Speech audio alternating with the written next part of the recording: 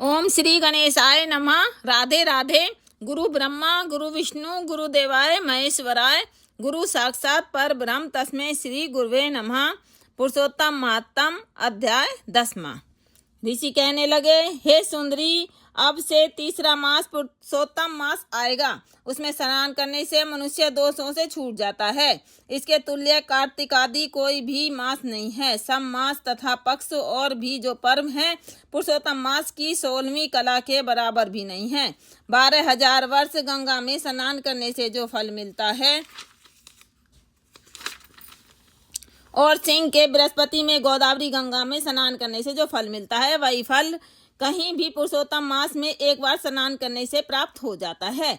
यह कृष्ण का प्रिय मास है। इसमें स्नान दान जप आदि करने से समनुवांछित फलों की प्राप्ति होती है। इसलिए तुम भी पुरुषोत्तम मास की सेवा करो।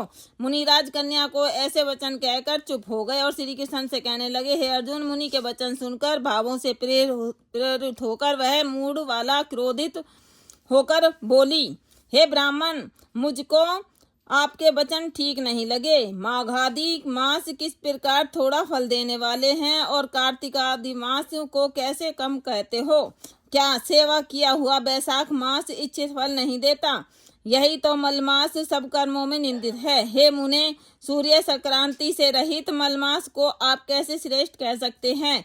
इस प्रकार क्रोध से कहे गए ब्राह्मण की पुत्री के वचनों को सुनकर ऋषि का शरीर जलने लगा और क्रोध से नेत्र लाल हो गए, परंतु फिर भी मित्र की कन्या को श्राप नहीं दिया और सोचने लगे कि कन्या मूर्ख है, अपने हित अहित को नहीं जानती। पुरुषोत्तम महात्म को जो बड़े बड़े ज्ञानी भी नहीं जानते, तो कम बुद्धि वाले पुरुष और कन्याएं कैसे जान सकती हैं?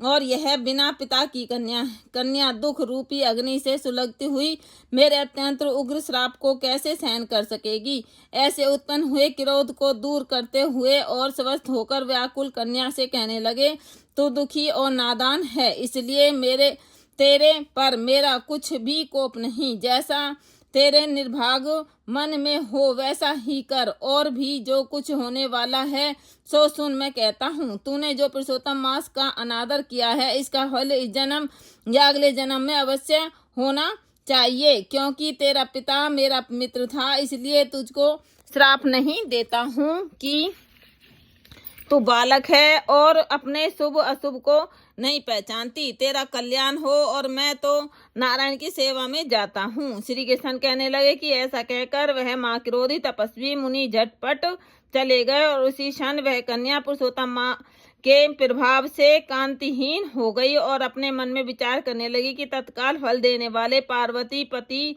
श्री शंकर की आराधना करूंगी। ऐसा निश्चय करके अपने आश्रम में जाकर वह कठिन तप करने की इच्छा करने लगी। सूत जी कहने लगे, वह बाला प्रबल मुनि के वचनों को निंदित कर और बहुत फल वाले विष्णु और सावित्री पति ब्रह्मा को छोड़कर अपने वन आश्रम में केवल शंकर भगवान की सेवा करने लगी। इति पुरुषोत्तम महात्म अध्याय 10वां संपूर्ण।